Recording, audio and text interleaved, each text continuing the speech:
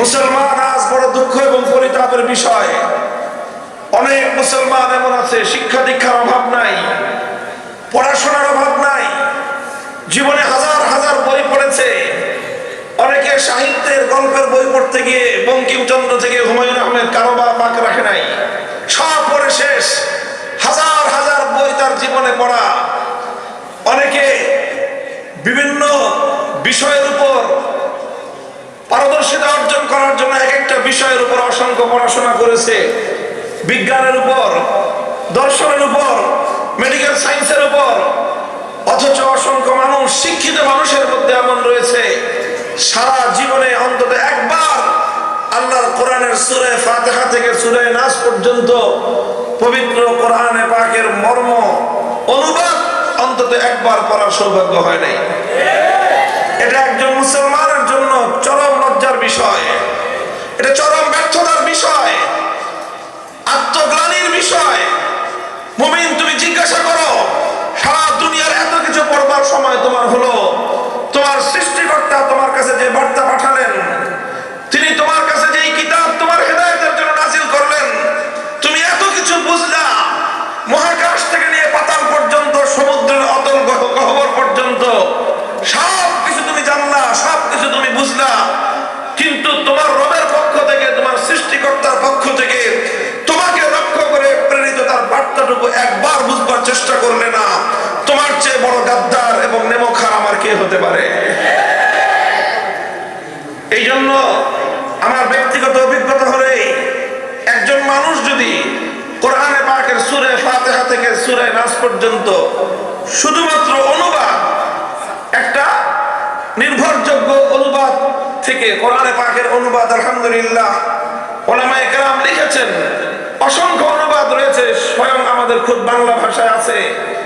এই অনুবাদগুলোকে নিয়ে বিস্তারিত তাফসীর না পড়লেও অন্তত অনুবাদটা যদি একবার পড়ে, একদিনে পড়ার দরকার নাই, নিয়মিত অধ্যয়নের মধ্যে আল্লাহর কোরআনের কিছু কিছু করে অনুবাদ আপনারা পড়েন, দেখবেন যে এই কোরআন আপনার অজান্তে আপনার হৃদয় জগৎকে এমন ভাবে আলোড়িত করছে, এমন ভাবে আলোকিত করছে, কোরআনের এই অনুবাদ শেষ করার আগেই আপনি নিশ্চিতভাবে আপনার মধ্যে এক আমূল পরিবর্তন লক্ষ্য করতে পারবেন।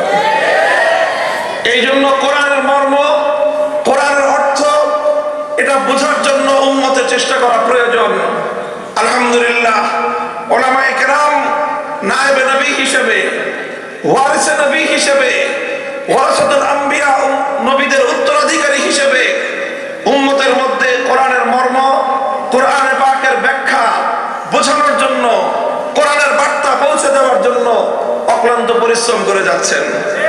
দেশব্যাপী তাফসীরুল কোরআন মাহফিলগুলোর মাধ্যমে উলামায়ে কেরাম মানুষের কাছে কোরআনের বার্তা তুলে ধরেন। মসজিদে মসজিদে তাফসীরুল কোরআন হয়, ইমাম এবং খতিব সাহেবান তারা মুসল্লিদের কাছে কোরআনের বার্তা পৌঁছে দেন। এছাড়া উলামায়ে কেরাম তাফসীর গ্রন্থ লিখেছেন, অনুবাদ গ্রন্থ লিখে, কোরআনের অনুবাদ লিখে লিখে মানুষের কাছে কোরআনের এই পয়গাম, কোরআনে পাকের বার্তা পৌঁছে দেওয়ার জন্য অব্যাহতভাবে প্রচেষ্টা চালিয়ে যাচ্ছেন। কথা ঠিক কিনা?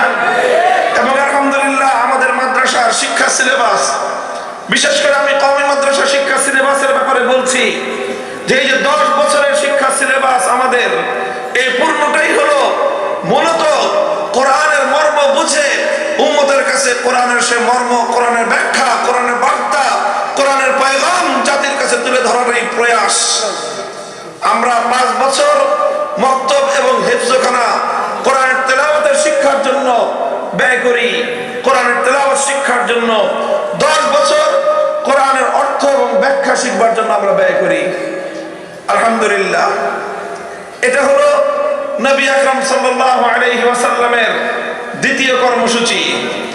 আল্লাহর নবীর 3 নম্বর কর্মসূচি হলো ওয়া ইউআল্লিমুহুমুল কিতাবা ওয়াল হিকমাহ, তালিমে হিকমাহ।